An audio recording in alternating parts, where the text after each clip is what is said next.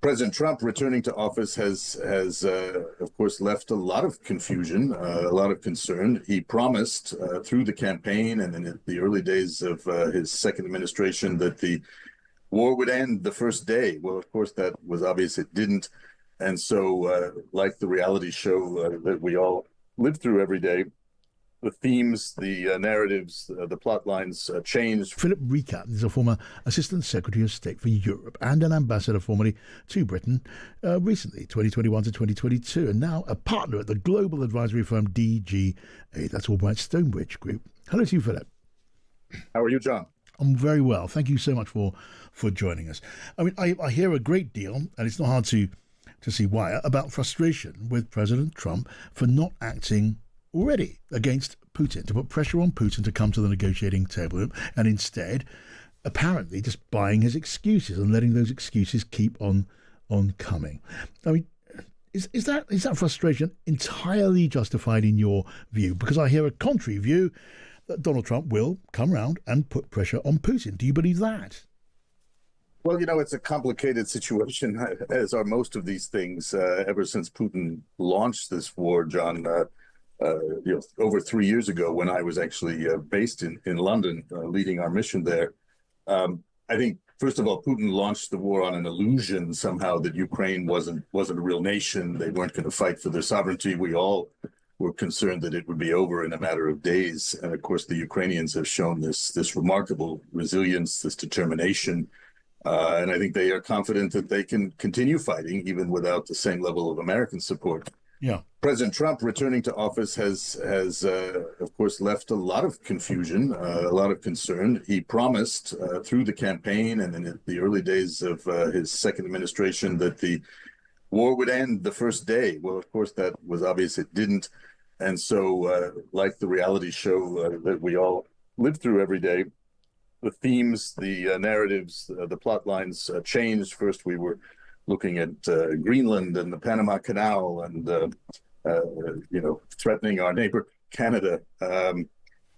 We've gone back and forth on this. And what we see in this latest episode is that Trump seems to be sort of backing off and letting Putin get away with his excuse.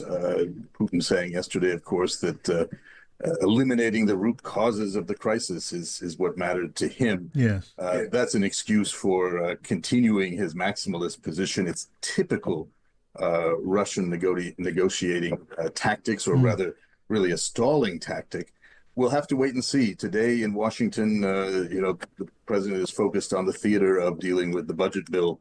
He's up on Capitol Hill, cajoling Congress to move ahead on his so-called big, beautiful bill. Yes. And that's where the focus will be. It could be that tomorrow or next week we're back and focusing on this issue again. He may talk tough about Putin.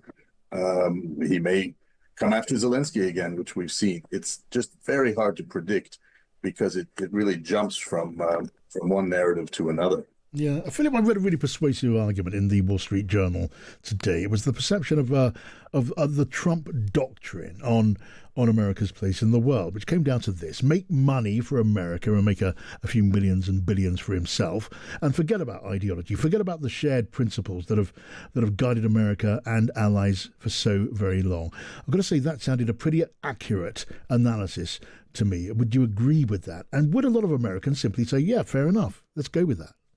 Well, I do think that's what we're seeing. There's not a great deal of strategy out there. The values are extremely limited. It is transactional, as we've always known.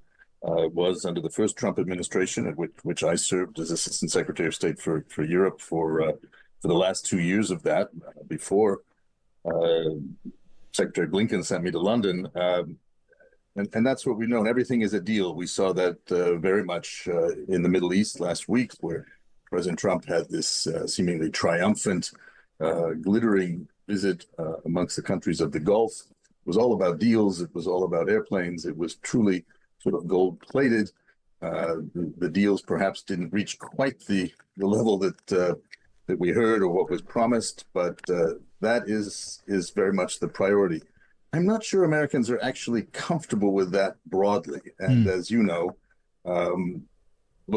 President Trump is not riding high in popularity polls. He's been continuously below the 50% approval rating and remains there even at this early stage in his second administration. Yeah. I do think there's people concerned about where we're headed, Yeah. what this is about, and not just in the Ukraine situation, but if you look at the lack of resolution in the Middle East, which he also promised, they're also negotiating, by the way, with the same negotiator, Mr. Witkoff, who seems to be handling all of these major issues for President Trump, with Iran, and another major issue. So we bounce from one issue to another with a lot of uncertainty. Also in the economic realm, we've seen what the whole tariff discussion caused in terms of Yes. global economic concerns. Because when we're talking about, American public opinion, as you know far better than I do, well, America is one of the most polarized societies in the democratic world. And there's plenty of evidence that what American voters care about when they're stacking priorities, it's about their pockets and their purses. Foreign affairs, as they see Ukraine and the areas we're talking about here, they rank pretty low down the list of so many Americans' priorities. Well, I think that's always been the case. It's hard to get a constituency for international relations, certainly for U.S. aid and assistance. And we saw the administration move very swiftly to eliminate essentially the U.S. Agency for International Development, largely because I think they bet on the fact that there was not a strong constituency for it.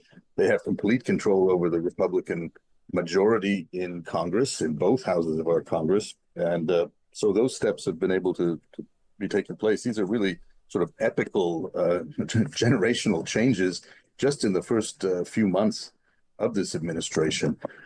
I do think some Americans are beginning to feel a little bit concerned. First and foremost, these pocketbook issues are turning out to be still of great concern. The election was won largely on the issue of inflation, groceries, as the president likes to talk about, the cost of eggs and everything else, a real uncertainty among people across both of these polarized party lines. And that hasn't gone away. In fact, the tariff discussions make people even more concerned. And you saw it started to hit people where it counts at the so-called 401ks, that is their retirement plans, largely invested in the stock markets. That we've got a decade or more of strong market returns. That lost a lot because of the uncertainty around tariffs. This uncertainty is what people, I think, get nervous about. Yes. Businesses get nervous about that. We see that with clients that are looking to have an idea about what to expect. Yeah. And it's hard to predict exactly what to expect out of Trump White House. Well, you can say that again. We haven't even got onto the subject of the government's fiscal plans, the effects on the national debt, how the markets are reacting to that, not just now, but in the medium and the longer term. These are huge questions. These narratives are moving up at blinding speed, but we're still so early on in the game. Philip Reeker, former US ambassador to Britain. Thank you.